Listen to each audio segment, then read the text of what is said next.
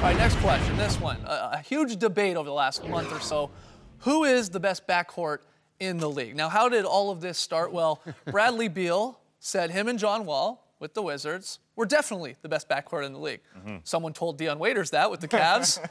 He didn't think so. He thought it was him and Kyrie. Of course, this starts the debate. There's back and forth. John Wall gets involved. Hey, the Raptors are like, hey, what about us? I want to know what you think. Who is the best backcourt in the league? To me, it came down to two teams, and it does not include the Cleveland Cavaliers or the Washington Wizards. It's the Phoenix Suns and the Golden State Warriors. I mean, it's a toss-up for me. And I went with the Phoenix Suns because, obviously, we're talking about the Wizards. Steph Curry is the best of the four guys. We're comparing the Suns and the Warriors. No doubt, Steph Curry is the best player. Goran Dragic is just a step below. But then you look at Eric Bledsoe versus Klay Thompson. I think Eric Bledsoe is a far more dynamic player than Klay Thompson. Klay Thompson is getting this rep right now as the best shooting guard in the game.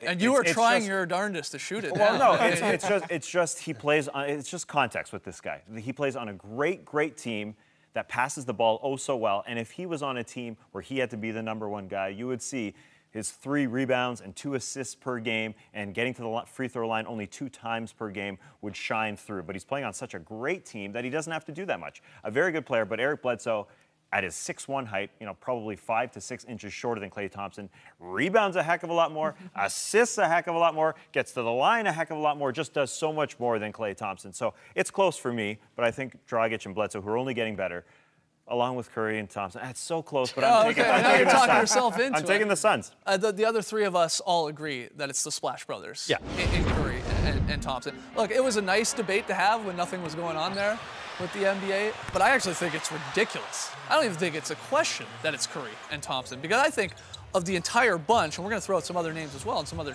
tandems, you've got Curry, you already said it, Tass. He's the best player of the entire mix, especially offensively. And I think Klay, again, going through the guys, is arguably the best defensive player of the bunch, again, when you're looking at the duos there. I think he's one of the best defensive players that rebounds 3 times a game. I mean, he doesn't do a heck of a lot. I mean, yes, he is labeled as this fantastic defender, and he does get the job of taking a team's best perimeter player quite often. Sometimes. Andre Iguodala also gets that role. But again, he just plays on this fantastic team, so we look at him as one of the best players in the game, because he doesn't have to do that much. I'm down on Klay Thompson just like you are, but I think he just fills in the holes that Curry has so perfectly that you put them together, and it's a perfect 2-man guard combination. And there's a look at the highest scoring backcourts. It is Curry and Thompson if you're adding it up there, over 42 points per game. They get the assists as well. But let's talk about some of the other duos, because some great ones. Kyle Lowry and DeRozan with the Raps could make a case for them. You had Harden and Lin there last year with the Rockets, so you're not making that one now. But Lillard and Matthews as well. Yeah, and also John Wall and Bradley Beal. If John Wall had a more consistent and reliable jump shot, I think they would be right up there, because that's really what's holding them back for me right now. John Wall just doesn't shoot well enough. He doesn't score as well as he could do, because in Bradley Beal, I actually think Bradley Beal personally is better than Klay Thompson. I think Bradley Beal is a superstar in the making, because he doesn't just settle for those jump shots.